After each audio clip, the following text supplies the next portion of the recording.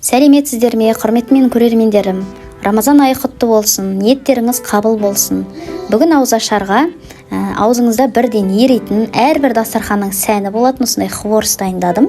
Қалай дайындалғанын білу үшін видеоны соңына дейін менімен бірге бақылап шығыңыз. Видеоны қарамас бұрын каналыма тіркеліп, лайк басып, қолдап отыруларыңызды сұраймын. Бізге қажетті заттардың барлығын описанияға жазып қалдыратын боламын. Бізге мында жұмыртқаның 3 сары уызы керек болады, яғни ауыздан бөліп аламыз.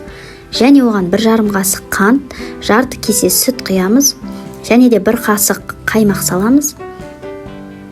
Сосын шымшымдап тұз саламыз. Осының барлығын жақсылап тұрып араластырып аламыз.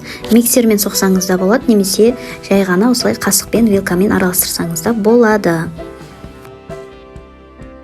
Әбден араласқан қоспамызға стаканмен 2 стакан өлшеп ұн салсаңыз болады. Мен мұнда үлкен, яғни ожау сияқты үлкен қасықпен 4 қасық салдым. Алдымен 3 қасығын салып араластырып алдым. Кейіннен қолмен илейтін кезде тағы 1 қасық салдым.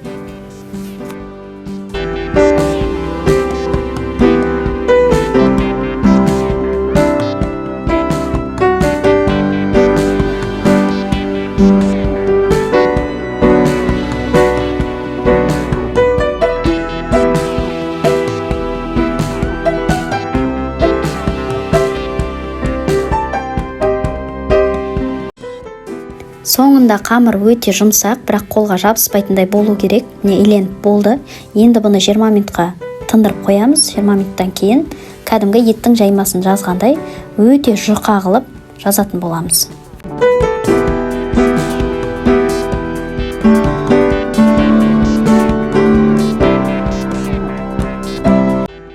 Қамырдың жұқалығын тексеру үшін осылай қолмен қарасаңыз да болады, немесе астына қағаз қойсаңыз, қағаздағы жазу көріну керек. Неке мен қамырым өте жұқа болып жазылды. Енді оны 3 сантиметр жіңішкелікке ұзынша қылып осылай кесіп аламыз.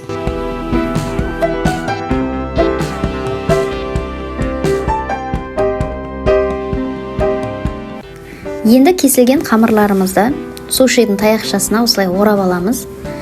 Мұндай таяқшаңыз болмаса, еде кез келген шпажка немесе осылай жіңішке бір нәрсемен орасаңыз болады.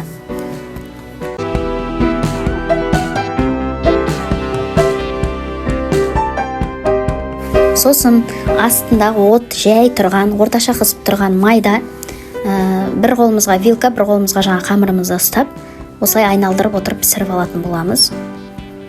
Орта жағы барлығы ашылып пісу керек. Егер ашылмай жатса, онда таяқшаны оңға солға 2 бағытқа бұрап тұратын боламыз.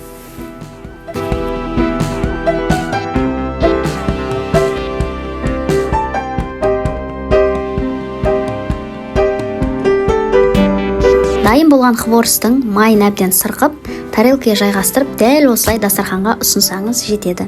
Немесе тәттірек болған, әдемірек болған қаласаңыз, пакетке сгущенка немесе шоколадты құйып алып, ұшын жіңішке қылып қиып, бетіне себелеп шықсаңыз болады. Онда тіптен керемет шығады.